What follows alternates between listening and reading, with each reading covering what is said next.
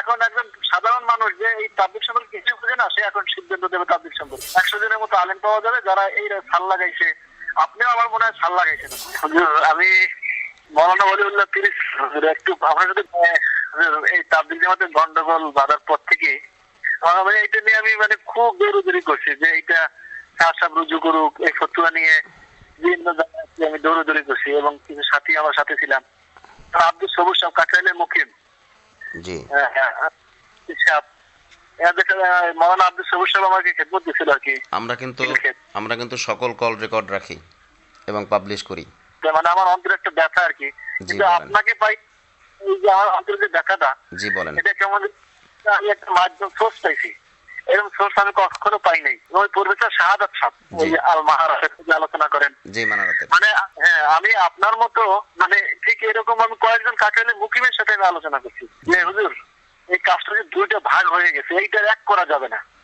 তবে এই দুইটা কাজকে দুইটা কাজ আলেমদের নেতৃত্বে চলবে। জুলাই নিজামও আলেমদের নেতৃত্বে চলবে এবং ইমারতে নিজামও আলেমদের নেতৃত্বে চলবে। কিন্তু সাহেবের যে ভুলগুলো আছে, এই ভুলগুলো ওরাই ওদের কাজ চালাবে। কিন্তু ওদের ভিতরে যে ভুলগুলো আছে, এই ভুলগুলা ওদের ভিতরে দায়িত্বশীল আছে, ধরে নেতা আছে, বিভিন্ন মার্কাজের অনুমতি করে, বিভিন্ন জায়গায় চাকরি করে, ওদেরকে আমি যে কথাগুলো বলতেছি, এই কথাগুলো যদি কোনো মার্কাজের নাম বলে, তার চাকরির সাথে সাথে উঠে যাবে। আবার ঠিক এভাবে যারা দায়িত্বশীল আছে তাদেরকে করা যাবে না। তৃতীয় একটা পক্ষ আছে যারা এই তাবলিগের গন্ডগোলের শুরু থেকে মাথায় খুব একটা যে কাজটাকে ঠিক নিজের বাচ্চাদের মতো মায়া করে, শিশু বাচ্চার মতো, কিন্তু তারা কোনো পক্ষ নাই, এখন বসে গেছে এরা চায় যে দেখে আল্লাহ একটা কিছু ফয়সালা করে নাকি, আল্লাহ এরা মূলত নিরাশ হয়ে গেছে। না, নিরাশ না, মনে করতেছে আল্লাহ যেটা হক দেখে জিন্দা করো, যেটা বাতিল একে ধ্বংস করে দাও। আচ্ছা আচ্ছা, কিন্তু কোনো পক্ষে নাই। আমি যে আপনার মাধ্যমে আপনার মতো এরকম আমি কোথাও আমি যেমন আপনাকে পাই, আপনার আমি আমার টাচ মোবাইল আগে ছিল কিন্তু নাই, আমি খুব অসহায়ক হিসেবে গ্রাম অঞ্চলে থাকি। তো আমি এরকম উভয় পক্ষেরই কিছু আলেম আছে যারা নিরপেক্ষ ভাবে কিন্তু চাই কাজ করুক, কাজ চলুক। যেরকম হেকাতুল লতিফ একটা ঘটনা, ওই দুই মহিলা এক বাচ্চাকে দাবি করতেছে আমার ছেলে, জি জি, তো কতল করে দেয়। যার আসল ভাষা সে বলছে না না আমার দরকার নেই, বাচ্চাটাকে দিয়ে দাও। এই কাজটাকে এখন যে সিস্টেমটা হচ্ছে, এই কাজটা উভয় গ্রুপ কাজটা করবে, কিন্তু কারো যেরকম হেফাজতের কেমিক্যাল কারোর সাথে কোনো পার্থক্য আছে কিন্তু মারামারি নেই। এইটা প্রশাসন আপনার একটা কালকে একটা আলোচনা চলছিল আমি যে এখন একজন সাধারণ মানুষ যে এই তাবলিগ সম্পর্কে কিছু বুঝে না, সে এখন সিদ্ধান্ত দেবে তাবলিগ সম্পর্কে। তো এই দুইটা গ্রুপকে আপনি কি করলে আমরা যদি আপনার সাথে সরাসরি সাক্ষাৎ করি এবং এরকম অন্তত 50 জন 60 জন আলেম পাওয়া যাবে, 100 জনের মতো আলেম পাওয়া যাবে যারা এই সাল লাগাইছে। আপনিও আমার মনে হয় সাল লাগাইছেন। না, আমি সাল লাগাইনি। এইটা আসলে অনেক ভারী কাজ, তো আমি সাল লাগাইনি। 1-2 নম্বর কথা, এটা অনেক ভারী কাজ। এটা আমাদের আমার মতো মাঠ পর্যায়ের কর্মীর কাজ এটা না। এটা হলো জাস্ট বড় আলেমদের ব্যাপার।